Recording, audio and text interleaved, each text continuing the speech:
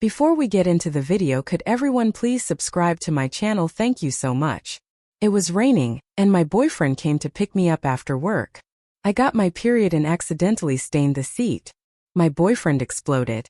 Are you kidding me? Why didn't you tell me you were on your period? Look what you did to my car. It's disgusting. I held my stomach, my face pale, and explained, I think I caught a chill, which made my period come early. Don't be mad. We can just find a car wash later to sort it out. I didn't expect him to yell at me for a full 10 minutes before finally shoving me out into the rain, saying disdainfully, You can just take a taxi home. I'll wait for you at home. Watching the car speed away, I took out my phone and dialed 911. Hello, I want to report a theft. Someone stole my car. After work, I encountered a downpour and texted Lucas to come pick me up. He replied instantly, Baby, I want to pick you up, but the heavy rain is causing traffic jams. It'll take at least over an hour from my office to yours. Can you get back on your own? Or you could ask your colleagues if anyone can give you a ride. Seeing this familiar response made me feel uneasy. The car Lucas is driving now was a graduation gift from my mom. As soon as I got the car back home, Lucas asked if he could drive it. Baby, you just got your license and haven't driven before. It's not safe. Plus, it's tiring to drive yourself. How about I drive you instead? No matter where you want to go, just send me a message and I'll be there. I thought he had a point, so I handed him the car keys. At first, he was indeed attentive, picking me up and dropping me off on time every day. No complaints, rain or shine. But as time passed, when I called him to pick me up to take me to work, he would complain. It's too early. I was busy with proposals until midnight last night. Can you take a taxi today? I didn't think much of it and said, Then just give me the car keys and I'll drive myself. To my surprise, he got angry. No way. I have to meet clients today. How can I go if I give you the car? Sophia, I work hard so I can marry you sooner. Can you understand me a little? With that said, I had no choice but to take a taxi. So in the 8 years since graduation, I've driven a car only a handful of times. Gradually, Lucas got busier, and his reasons for not being able to pick me up multiplied. Lucas might not realize that on rainy days like this, it's impossible to get a taxi. My colleagues have given me rides many times, but they're not always on the way, and after a while I felt embarrassed to ask. So I thought for a moment and texted Lucas back. It's okay. I'll just work a bit late at the office and call me when you arrive. I finished work at 5:30 p.m. Lucas arrived at 8:30 p.m. He parked the car at our company's entrance but didn't get out. Looking at the pouring rain, I hesitated for a few seconds, then grabbed my bag and dashed into the rain. By the time I got into the car, my clothes were already soaked. The carefully styled hair I had in the morning was now drenched, hanging in strands on either side of my face, making me look quite disheveled. The air conditioning in the car was blasting, and I couldn't help but shiver. Lucas, gripping the steering wheel, kept complaining. I told you to take a taxi. If you had listened to me, we'd have been home by now. Can't you be a little more independent like other girls? The whole city is under rain. What do those without boyfriends do? I bit my lip and said nothing, fastening my seatbelt and grabbing a tissue to dry my hair. I could sense Lucas's growing impatience with me lately. No matter what I did, he found fault with it. He thought I was failing at this and that. My best friend said when a man starts nitpicking everything about you, there's no doubt he's found someone he likes more, and is comparing you to her. Lucas is my senior, 2 years older than me, and we got to know each other through business interactions between my internship company and his. It naturally progressed from there, and he was my first love. I never imagined he would do anything to hurt me. I attributed the changes to us being together for too long and losing our spark. Who can guarantee that the cup of love will always stay boiling? Moreover, we're already engaged, with the wedding set for 6 months later. Unless something unexpected happens, I'll spend my life with him. But now, listening to his constant complaints, I felt a surge of anger rising within me alongside a dull ache in my abdomen. Before long, the pain intensified and I curled up in my seat. Throughout this, Lucas didn't focus on me for even a second. Before long, a familiar warmth flowed beneath me. It seemed the chill had brought my period on early. Since my first period, I've always had heavy flow and excruciating pain. When I was at home, My mom would remember my cycle and prepare nourishing soups in the days leading up to my period to ease the pain. When I started dating Lucas, he paid attention to this for 2 years, but as we both got busier with work, it fell by the wayside. Adults have their own matters to handle after all. So I began taking care of myself, using the remedies from the traditional Chinese medicine prescriptions. This time, the situation arose unexpectedly, and the familiar pain surged over me like a tidal wave. I quickly covered my stomach and called out to him, "Pull over. I got my period. Can you find a restroom nearby?" Lucas pulled the car over to the side of the road. I got up and looked. The situation was worse than I imagined. Not only my pants but even the seat had a small blood stain on it. With each movement of my body, I could feel the blood flowing out. In this situation, there was nothing I could do. I was planning to use a tissue to pad the seat and deal with it when I got home, but Lucas exploded. He stared at the blood stain in disbelief. "Are you kidding me? Why didn't you tell me you were on your period before? Look what you did to my car. It's disgusting." For the first time in my 30 years of life, someone called me disgusting. A wave of embarrassment washed over me, along with a sense of heartbreak. I held back my grievances and explained to him, "I think I caught a chill, which made my period come early. It's fine. We can just find a car wash later to deal with it." I thought this was the best solution. Right now, all I wanted was to get home, take a hot shower, drink some ginger tea, and crawl into bed. Unexpectedly, Lucas continued to nag. "You think washing the car will be enough? That smell will linger in the car. Do you know that?" He glanced at me, skipping over a certain word, but I could tell what he meant from his lips. I was already shaking from the pain and asked him, "So what do we do now? I'm in this much pain, and you still want to discuss whether I should be on my period? Why are you blaming me? This car was bought by my mom. I'm not even bothered about it. Why are you so upset?" His words probably struck a nerve. Lucas stared at me with wide eyes, his cheeks flushed red. After a moment, he unbuckled his seatbelt and got out of the car. In the next second, the passenger door opened. He threw an umbrella at me and pulled me out of the seat. I was on the brink of collapse, feeling like a marionette being controlled by him. Lucas wore an unmistakable look of disgust. "Take a taxi home. I'll wait for you at home." He tossed that line at me before getting back into the car, revving the engine and driving off, disappearing quickly into the flow of traffic. I was left standing alone in the rain, dazed, holding my bag. Cars whizzed by, splashing water all over me. I never expected that on a rainy day, while experiencing menstrual pain in the midst of traffic, Lucas would heartlessly abandon me by the side of the road. But I didn't even have the energy to curse him out right now. My lower abdomen felt like it was being stirred up by a hand, and my insides were cramping painfully. The pain forced me to bend over. Suddenly, everything went dark and I passed out. I woke up again in the hospital. It turned out a kind-hearted lady had driven by and brought me to the hospital. Not only did this kind lady take me to the hospital, but she also thoughtfully ordered a warm congee for me to help me feel better. I felt a bit embarrassed. After all, I had been quite a mess at the time, covered in a mix of various bodily fluids, and I must have stained her car. "Thank you so much for everything. I'm really sorry for getting your car dirty.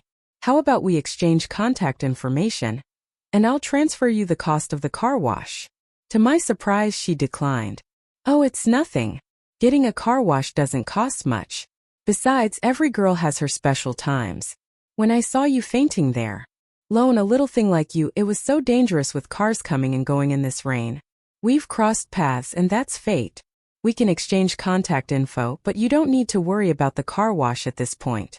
The lady looked puzzled. "Girl, why didn't you take a taxi on a day like this? No matter what, your health is the most important thing. The doctor just told me that your health hasn't been great, and now you've been drenched in the rain for so long. If you don't take care of yourself, it will affect your fertility in the future." I didn't know how to explain it to her, so I just lowered my head and silently sipped the congee. Her caring tone reminded me of my mom. If she knew Lucas had abandoned me on the roadside, she would be heartbroken. Thinking of this, my nose tinged with a sense of sadness, and tears threatened to fall. The lady had things to attend to, and seeing that I was mostly fine, she gave me a few parting words of advice before leaving. Not long after, Lucas called. I felt a splitting headache, my mind filled with the image of Lucas leaving me by the roadside. I put my phone on silent, but Lucas persisted, calling me over 60 times. When the phone rang for the 69th time, I finally answered. Sophia, can you stop being so willful? Look at the time. You still haven't come home. And you're not answering your calls. Do you know how worried I am? I curled my lips into a cold smile. Did you need something from me? Lucas seemed oblivious to the chill in my voice and sighed deeply. I won't hold this against you for now. My mom came to see you and you need to come home right away to cook for her. When you go in, remember to keep a pleasant face so my mom doesn't worry and think we've had a fight. Lucas comes from a single-parent family. His father passed away unexpectedly when he was 4, and his mother raised him with great hardship. So after we got engaged, he suggested that we bring his mom to live with us after the wedding. He said, "My mom has worked hard for over 20 years. It's now our turn to show her filial piety." But he was busy with work, so I took care of his mom every time she came over. What's worse is that my lifestyle is completely different from his mom's, and we just can't get along. Neither Lucas nor I can cook, so we usually eat in the cafeteria for lunch and order takeout for dinner. But Lucas's mom says she can't get used to outside food and just wants something simple at home. There's nothing I can do but tough it out. Lucas's mom insists that I should kneel on the floor to clean it properly. As his wife, I should wake up early every day to prepare breakfast so that my husband can eat when he wakes up, which would enhance the family's happiness. With over 40 years of experience, she taught me things like vacuum robots and dishwashers are all scams. You two are just not good with money. Household chores are naturally women's work. I'm teaching you this for your own good. Every time she claims she's coming to see me and take care of me, she actually ends. Lucas's mom comes over about every 2 weeks and I can't take it anymore. If we lived together, we'd be seeing each other every day, and we might end up fighting. To avoid deeper conflicts, I suggested renting a place in the same community, and we would share the rent. But Lucas said, "No way. My mom is waiting for us to get married so she can move into the new house. How would that look if word got out?" 3 hours ago, Lucas abandoned me on the street, ignoring me the whole time. Now he acts as if nothing happened and expects me to go back and cook for his mom. For the first time, I reflected on why I let myself become so humble over the years with Lucas. I had been too accommodating, always thinking it was better to avoid conflict when issues arose, just like my parents, who bickered all their lives but were still sweet together. I forgot that although my parents loved to argue, almost every time my dad would be the one to back down and comfort my mom later, analyzing who was right or wrong. But with Lucas, he approached everything with cold indifference. Every time we argued, he had to draw a line between right and wrong. In the end, it was always me who couldn't take it anymore and admitted my mistakes first. Maybe that rain was just too cold and piercing, completely waking me up. I took a deep breath and said to Lucas on the other end of the line, who was rambling on, "Let's break up. You can keep the car and the renovation money, and I'll return the 88,000 dowry and the 20,000 for the 3 gold items your family gave me." There was silence on the other end for a few seconds. Then Lucas incredulously asked, "Sophia, are you out of your mind? Just because of something so trivial, you want to break up with me?" "Yes, exactly, because of something so trivial." At this point, Lucas still thought abandoning me in the car was a minor issue. I was supposed to endure the pain and take a taxi home, then cook a feast for the two of them. Lucas wanted to say something else but was interrupted by an urgent older woman's voice. "Son, if she wants to break up, let her. I've told you before that you can't spoil this wife. Now she's even pulling stunts over you. Breaking up is fine, but the dowry and gold must be returned. Don't even think about the car and renovation costs. Don't be foolish. She's the one who brought this up. She has wasted years of your youth. So consider this money as compensation for our emotional distress." Lucas pondered for a few seconds and said, "Sophia, you're being a bit too much this time. No matter what, your mother-in-law is your elder. How can you not even take a look at her?" From what I know of Lucas, when he avoids a topic, he tends to shift the conversation, trying to paint a rosy picture like he is now. Before, I could turn a blind eye and not fuss about it, but now I impatiently interrupted him. To me. Yes, I'm being unreasonable, so let's break up. Just return the car and the money to me." Lucas was caught off guard. "Why do you keep bringing up money when? Did you become so practical?" I'm telling you, I scoffed as if wanting back my money was being practical. Right? You're not practical, you're so noble. So when are you going to return my money? The renovation costs a total of $600,000. I'll give you a week to gather it. As for the car, I need it right now, so please bring it to me. Lucas may have realized I was serious this time because his tone softened quite a bit. It's just that I didn't bring you home. Okay, I'm sorry. Where are you now? I'll come pick you up. Even now, Lucas thought abandoning me in the car was just a small matter, and that I was overreacting. I couldn't be bothered to explain to someone like him. No need. I just want the car that was bought for me by my mom.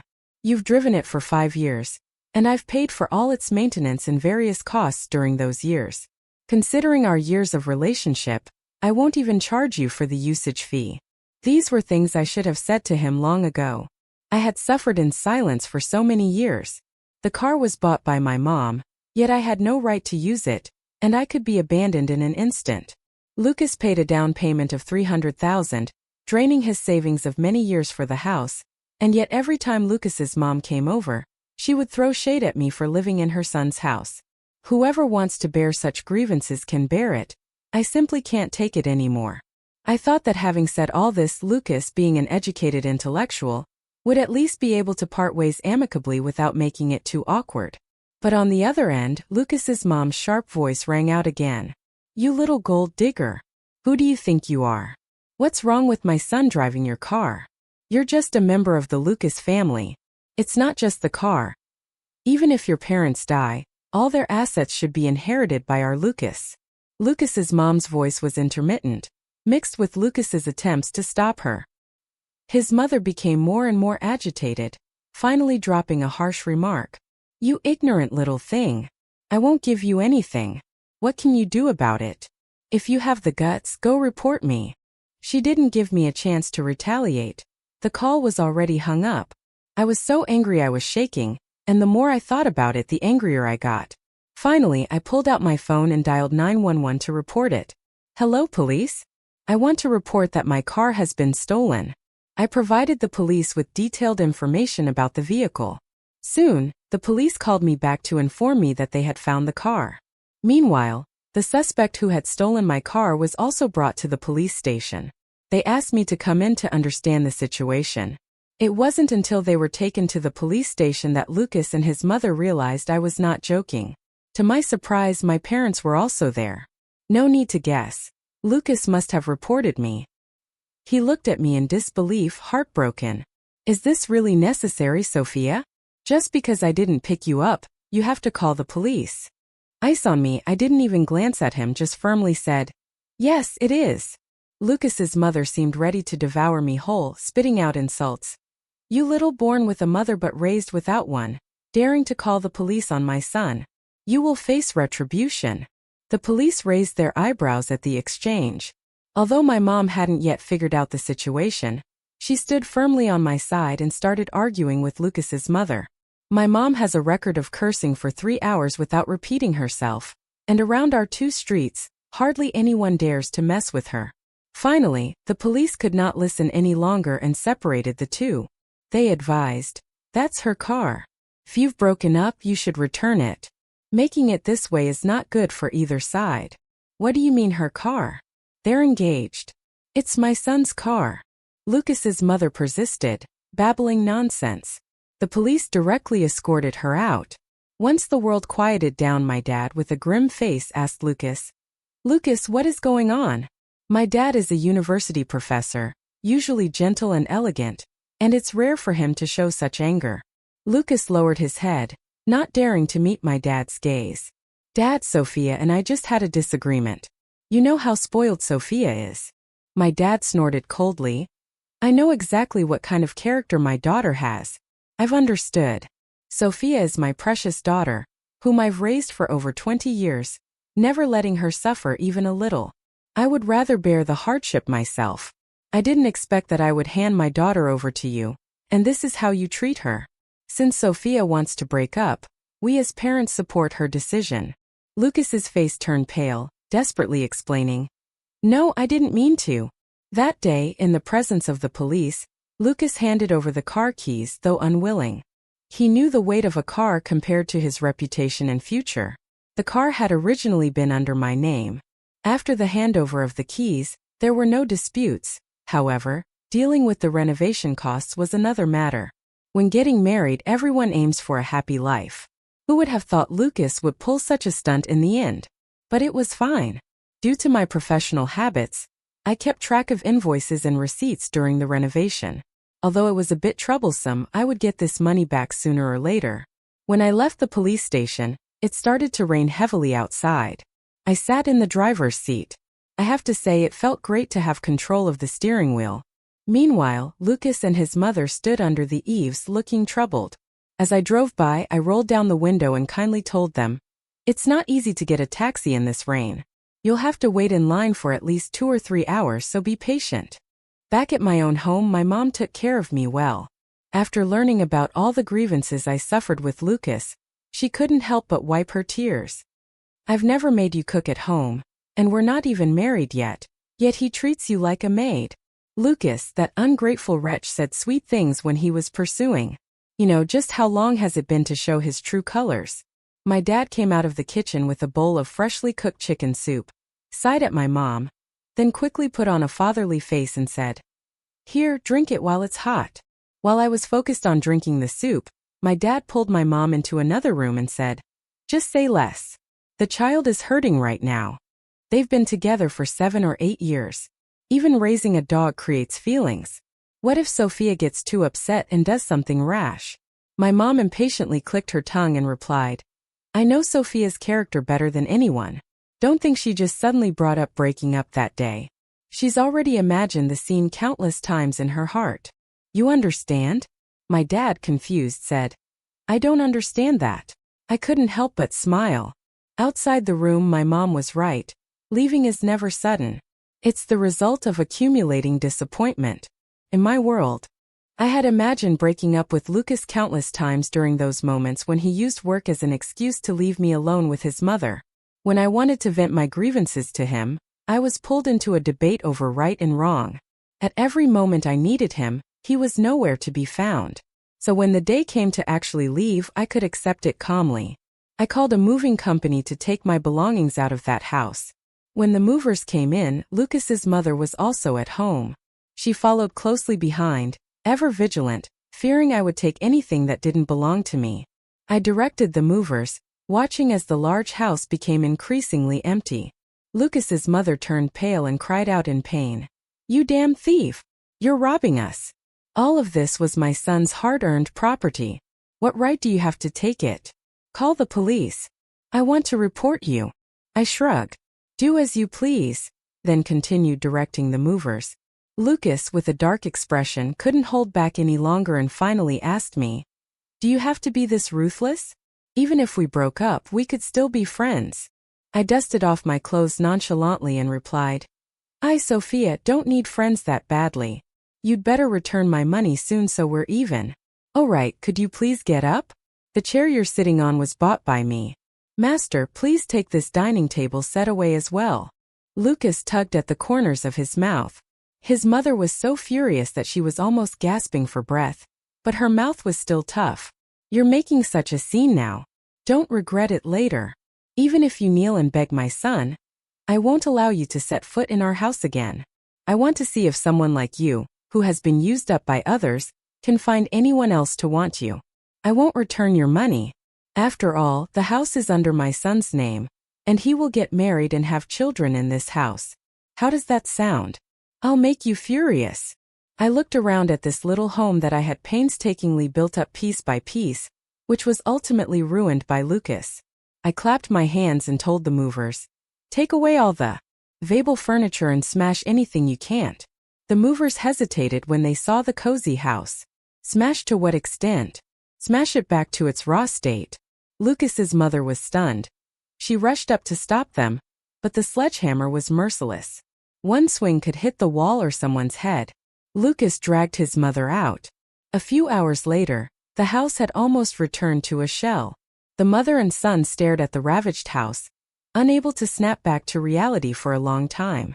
Once the house issue was resolved, I refunded Lucas the betrothal gifts and the 3 gold items.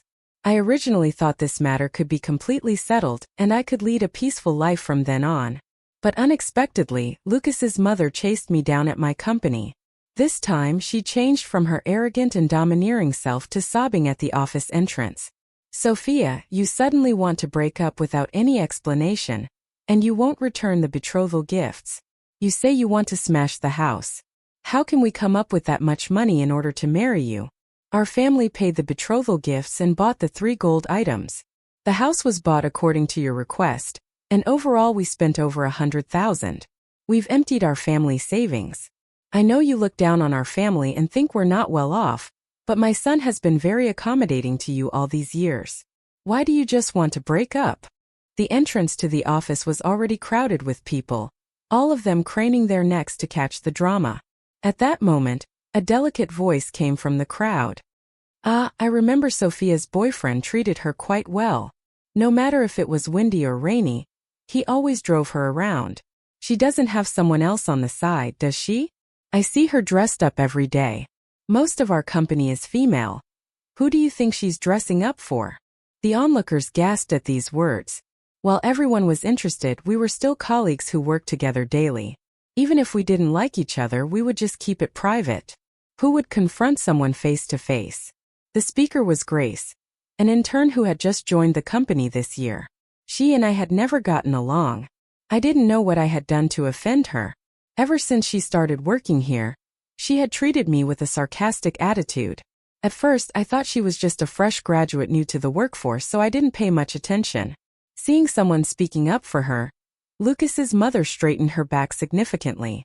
Sophia, your colleagues are saying this, so you must have done something wrong to my son, which is why you're in such a hurry to break up and call off the engagement.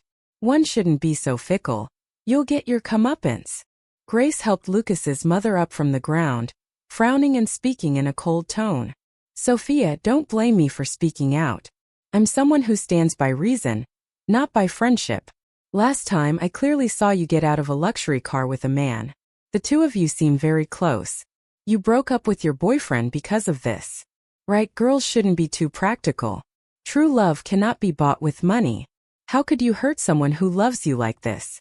I watched her performance with a cold gaze pointed at Lucas's mother and asked in confusion. You're defending her like this? Is she your mother? The colleagues erupted in laughter. Grace's face turned red with embarrassment and she shyly said, What nonsense are you talking about? I'm just speaking out for justice. I can't stand to see anyone being bullied. Oh, then are you interested in her son? I can't think of any other reason you'd speak up for her. Meeting my teasing gaze, Grace became furious. You're eating from one bowl but looking into another. You're splashing dirty water on me. Look at you. That outfit of yours must have cost quite a bit, right? It must be from being a mistress for an older man. I advise you to wake up sooner. Being a mistress will only lead to a bad ending. You're so pretty. Why can't you earn money on your own? Why do you have to disgust people? Once those words were spoken, some people silently returned to their desks, pretending to be uninvolved. Others had clenched fists, visibly excited. Lucas's mother, seeing the tense atmosphere, grabbed his hand. Thank you for speaking up for me. I think you're much better than this, Sophia. A strange blush appeared on Grace's face. I waited for their performance to finish before continuing to speak. I recounted how Lucas had thrown me out of the car that day, painting a vivid picture. I clearly saw people clenching their fists and gritting their teeth. As for the betrothal gifts, it was only 88,000, and later Lucas's mother borrowed back 50,000 under the pretext of needing it for medical expenses, which means I really only had 38,000. As for the house, it goes without saying Lucas paid 300,000 for the down payment while I paid 600,000 for renovations, and my name isn't even on the title deed. Isn't it clear who benefits from whom? I'm not insisting on keeping that 38,000 in betrothal gifts. As long as my ex-boyfriend returns my renovation costs, I can transfer the money back at any time. With no evidence to back me up, I displayed the transfer information, invoices, and receipts one by one. The onlookers weren't fools either. It was obvious that Lucas's mother was crying out to cover her own theft. What a shameless person. If it weren't for the 88,000, I would have thought Sophia had asked for an exorbitant bride price from their family, making the girl pay for renovations while refusing to add her name. The audacity is overwhelming. At this point, his mother curled up, lowering her head, trying to minimize her presence. Grace bit her lip and shot me a vicious glare. So what? That doesn't change the fact that you're a mistress. How could you afford that car, which costs at least $700,000 or $800,000? I shook my head helplessly. Some people just wouldn't cry until they saw the coffin. I pulled out a screenshot from a video and showed it to everyone. Take a look. Who's the real mistress? The photo showed a couple kissing in a car. In one of the pictures, the man's hand even reached under the woman's clothing. Looking at her face, why did this woman look so familiar? The onlookers exchanged glances and took another look until someone exclaimed, "Oh my gosh, isn't that Grace?" Grace covered her face and let out a high-pitched scream, rushing over to snatch my phone, but I dodged her easily. As you can see, the man in the photo is my ex-boyfriend, Lucas. I had extracted this set of photos from the dashcam footage. It was quite an unexpected surprise. After getting the car from Lucas, I took it to the 4S store for maintenance. I wanted to check if there were any scratches or accidents. One day, the staff at the 4S store called me hesitantly. "Sister, we found something in your car. You should come see for yourself." Half an hour later, I emotionlessly watched the entire video at the 4S store. Lucas and Grace, I don't know when they had hooked up. The two were making out in my car. At the last moment, Grace even intentionally asked Lucas, "So between me and Sophia, that old woman, who can satisfy you better?" How disgusting. Thinking back, Lucas's constant nitpicking during that time finally made sense. With Grace to compare with, I had become nothing more than a stubborn piece of rice stuck to clothing. Men are always so realistic. Returning to the present, I coldly watched Grace, who was on the verge of collapse, and asked, "Grace, I thought you were young and hadn't faced temptation, so it was normal for you to go astray. I didn't want to embarrass you. But today it was you who put your face forward for me to hit." The colleagues present all turned their attention toward her. After all, I had solid evidence, and no matter how many mouths she had, she couldn't explain herself. She shrieked and charged at me. "Ah, you bi! I'm going to kill you."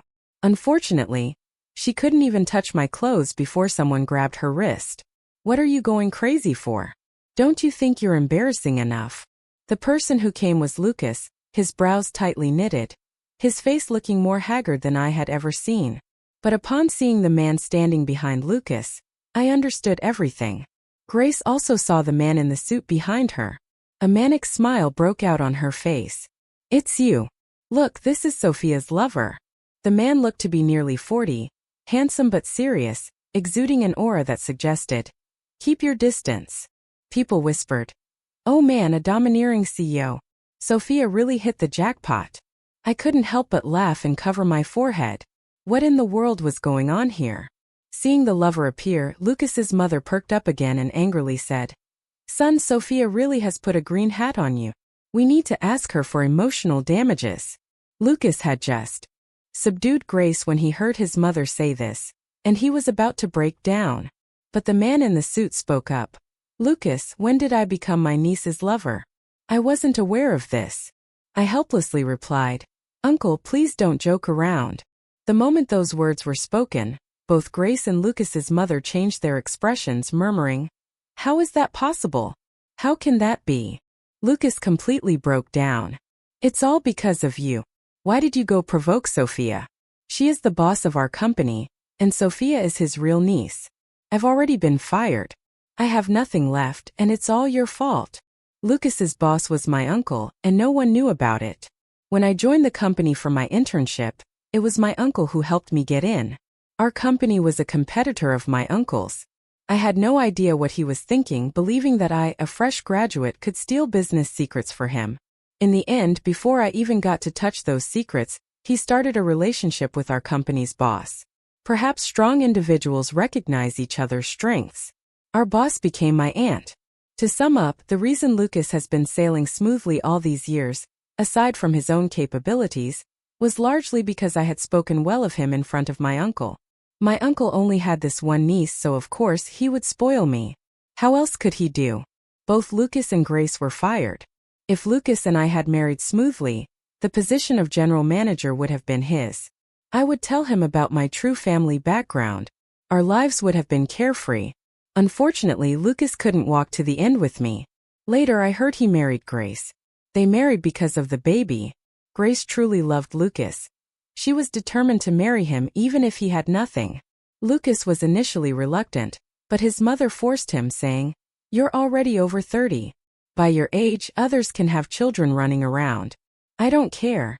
This child must be born." Lucas was a devoted son and ultimately had to compromise. He only had one request of Grace: take good care of his difficult mother. The wedding house was still that half-finished place.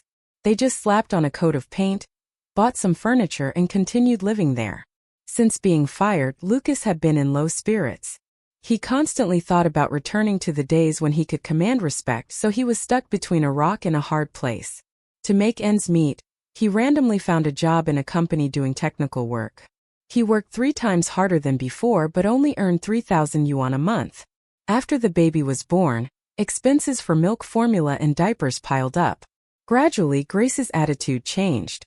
She scolded Lucas for being a useless loser who couldn't even support a child. Lucas blamed Grace for seducing him in the first place, reminding her to take her medication every time afterward. But Grace deceived him. Lucas's mother, overwhelmed with the child, was exhausted and had lost patience with her son. Such a good job gone just like that. Lucas, like a cat whose tail had been stepped on, shot back. "How can you even say that? If it weren't for you causing a scene, would I be in this situation? If I were still with Sophia, now I would be the general manager of the company, earning at least 1 million a year." Lucas's mother muttered, "Why? Namie, isn't it because you cheated?" Lucas's life was a mess. Finally, one late night, he jumped from the 18th floor. 1 minute before jumping, he sent me a text. "Sophia, I'm sorry. In this life, if there's a next life, I will treat you well." In my sleep, I shivered and a pair of strong arms wrapped around me. The man gently patted me. "Did you have a nightmare?" I shook my head and peacefully fell back asleep in his embrace. Epilogue. Lucas was lucky. He survived the fall from the 18th floor. After over a month of intensive care in the hospital and more than a dozen surgeries, he managed to survive. Unfortunately, he could never stand again. Everything below his neck was paralyzed. Upon hearing this news, Grace directly abandoned their child and ran away. Only Lucas's mother, who had struggled her whole life, was left to take care of both the child and her son. After leaving Lucas, my life became calm and easy. I no longer had to guess anyone's thoughts. On rainy days, I could go home by myself without anyone picking me up. Oh, and I forgot to mention, 3 years after breaking up with Lucas, I got married. Ironically, my husband is the son of that kind-hearted aunt from back then. After marriage, my husband treated me wonderfully, and my mother-in-law didn't need to be mentioned. She treated me like her own daughter. That rain from years ago helped me see Lucas clearly. It also led me to my destined one. Everything is for the best.